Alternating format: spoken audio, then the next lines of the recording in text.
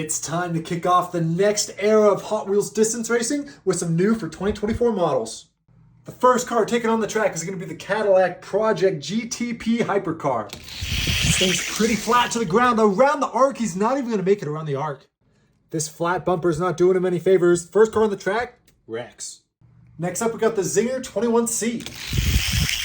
This thing looks mean, fast around the arc, gets around turn 2 well. Will it complete sector 1? It does not look like it. Clocking in 176 scale speed, the Zinger, not completing sector 1, but still not a bad performance. And finally, we've got the Pontiac Aztek. See what this Aztek can do. Pretty fast around the arc, gets around turn 2. It has the speed to pass the Zinger, is going to end off right at the end of sector 1. The Aztek clocked 176 on the scale speed, and it's enough to claim the first victory of the next era of distance racing. It's going to be the Aztek taking your win today, and we have a lot more cars about to take on the track. So comment down below what cars you want to see, and stay tuned, because we got a lot of racing to come. Next up on the track, we got the Koenigsegg Gamera. See what this Gamera can do. It's fast around the arc, fast around turn 2, 2 wheels off the track, but he's going to finish off in sector 2 on the fat track. A pretty good run for the Gamera. A 193 top speed is one of the faster cars we've seen, but will his competition dethrone him? Next up on the track, we got the Maserati MC12. See what this MC12 is able to do around turn 2. Pretty quick. Does it have the speed to pass the Gamera? It does, as it ends off right in front of turn 3. 184, a slower speed than the Gamera, but it doesn't matter. He's able to carry his speed farther and take the lead over the Koenigsegg. And finally, we got the Ferrari 458. See what this 458 can do. It's got a ton of speed coming around turn 2. It's going to blow past the Maserati and finish off on the inside banking of turn 3. 208 is the fastest speed we've seen from the Ferrari, from any car in particular, and it's going to be the Ferrari 458 taking the win for the Supercar battle today. Next up on the track, we got a Mazda Miata. This yellow Miata did super well in the last season of distance racing, and it's doing super well again this time, getting around turn 3 and finishing off on that sector 2 straight. An incredibly fast run, 213 scale miles per hour, and that's going to be a hard time to beat for the rest of these cars. But representing the USA, we got a Chevy Camaro. See what this Camaro can do. Slow around the arc. Unfortunately, slow around turn 2 is not even going to complete sector 1. 162 scale speed, and I mean, he was going up against a champion contender from last season, so unfortunate for the Camaro, does not have the speed. Next up, we got an R32 Skyline. See if this Nissan can, and it doesn't look like it. He's not even going to be able to complete the arc. Unfortunate for the Skyline, but his Japanese teammate in the Miata is going to be holding the lead with 1 car to go. Let's see what this SRT Challenger can do. Challenger fast around the arc, gets around turn 2 well. Can it hold its speed well? Through turn 3, it doesn't look like it. He's going to end off right at the beginning of turn 3. A fast scale speed on the downhills, good, but not good enough because we got the Miata holding the first place firm for this race and taking the win, holding first place of all time on this distance track. More races to come. Next up on the track, we got an Audi Sport Quattro. See what this Audi rally car can do. Fast around turn 2, holds its speed well, and is just barely going to finish sector 1. 184 scale speed, so not bad for the Audi, and a pretty good run for the other Audis to beat. Next up, we got the Audi 90 Quattro. Same livery, same manufacturer. Let's see what this car can do. This car's a little bit lower to the ground, so it's not able to carry its speed as well through turn 2. 184 scale speed for this Audi, but he's not able to carry his speed, and you're not going to be winning anything with a run like that.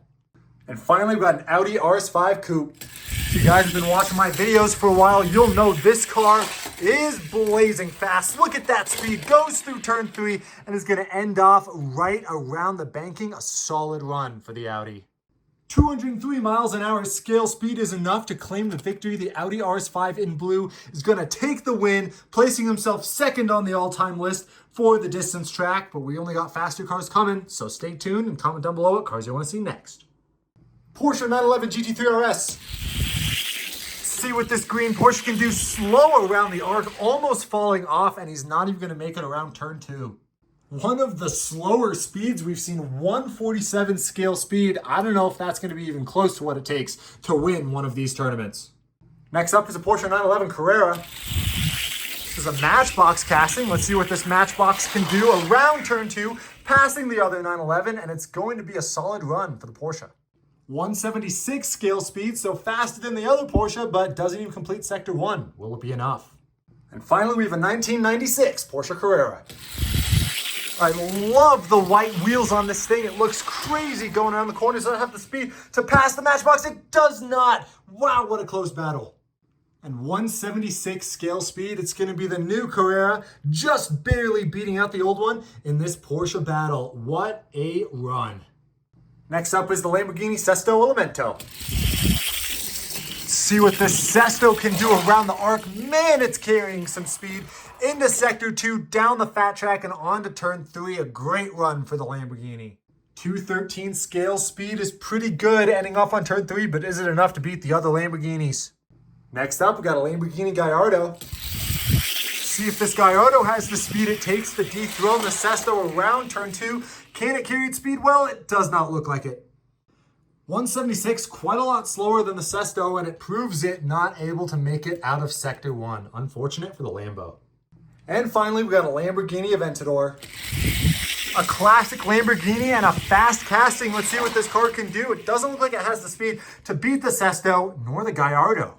176 scale speed again for the Aventador. Really close battle between these two Lamborghinis, but unfortunately the victor is going to be the Sesto. Absolutely dominating, finishing off on turn 3 and setting a very nice run for all the competitors to come. Next up, we got some NASCAR Diecast, starting with the 12 of Ryan Blaney. Let's see how fast these NASCAR Diecast can go on this track. Ryan Blaney actually doing pretty well, ending off on turn 2. With a scaled speed of 162, it's not that fast if you relate that to actual NASCAR speeds, but the 12, that's a pretty good performance for a NASCAR car. Let's see what the other cars can do. And next up, we got Penske teammate Joey Logano. See what Logano can do pretty quick around the arc, and he's going to end off around turn 2 right where Blaney did. Man, this is a really, really close call, but I would say Logano is just barely in front of the 12 with one car to go. And that one car to go is the last Penske teammate, Austin Cindric. Let's see what the Tuba Master can do down the turn 2, and he's not going to be able to catch his teammates. Cindric just comes up short, and it's a very close battle between these Penske teammates, but it's going to be Joey Logano barely edging out the win over Ryan Blaney on the distance track. These NASCAR cars, they might not have the speed to contend with all the other faster Hot Wheels, but man, do they look cool right next to each other. And hey, more NASCAR content is coming soon. Next up's the Mazda RX-7. See what this RX-7 can do. It's faster on that blue arc turn, fast around turn 2, and is going to end off right at the end of turn 2. Not a very fast run coming from the Mazda. Is it enough to hold off the competition? We'll find out. Next up, we have a Nissan Skyline R32. This one is a Godzilla edition, and the last R32 didn't even make it around the arc. So this Nissan doing very well, just finishing sector 1. A 172 scale speed ain't bad for the Nissan, as he's going to hold the lead with one car to go. And lastly, we got the Toyota AE86. See what this Toyota can do. He's quick around the arc. He's quick around turn 2, and he holds his speed well, finishing off at turn 3. And a 203 scale speed is going to do it. It's going to be enough to take the win, and the Trueno officially puts himself on the board right in front of the Sesto. Unfortunate for the Skyline, but there's a lot more Skylines to come, and hey, maybe we won't breach the top 10. Otherwise, we'll just have to take a look at this car, because man, it's a pretty looking car. Next up on the check, we have the highly requested and anticipated Thomas. See what Thomas the Train can do on the Hot Wheels distance track, carrying himself pretty well, gets onto sector 2, and is just going to end off on that straightaway. We're going to estimate he got to around here. That's a pretty good time to beat. Let's see what the other cars can do. Next up is the Oscar Mayer Wienermobile. This car is not actually going to make it to the arc. It's going to just flop over and just slowly slide down the track. Man, this is unfortunate because I had high hopes for the Oscar Wienermobile. I thought it was going to go all the way this time, truly. And lastly, we got the Matchbox Banana Car. see if the banana car can, he does get around the arc way better than the Wienermobile. Does he have the speed to pass Thomas though? He's going down the backstretch. It's not going to be enough. 176 is what the banana car clocked in, but it's not going to be fast enough to beat Thomas with his 180 top speed and taking the win today, putting himself on the board as the 6th fastest car we've seen so far on the track. And they're only going to get faster. Can Thomas hold his position? I guess we'll just have to wait and see. Next up on the track, we got Deadpool. Let's see what this Deadpool car can do. Doesn't have a lot of speed with those big tires. He's going to end off right after turn 2. Not bad, not bad. He's going to clock in at 1,169 miles an hour, which, hey, I'd say is pretty good for a Deadpool car. And you can't have a Deadpool without a Wolverine, so here's Wolverine. This Wolverine car looks like he has some more speed around turn 2. Blows by Deadpool. Is going to end off on the 2nd sector.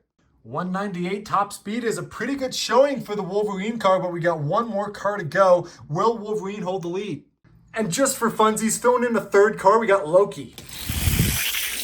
I don't know what Loki has canonically with Deadpool and Wolverine, but he doesn't have the speed actually to match either of them. A 198 top speed from Loki is fast, but look, Wolverine carries his speed way better as he ends off on the 2nd sector, and Loki just doesn't have the speed it takes to win. Deadpool, unfortunately, dead last. That's just unlucky, I guess.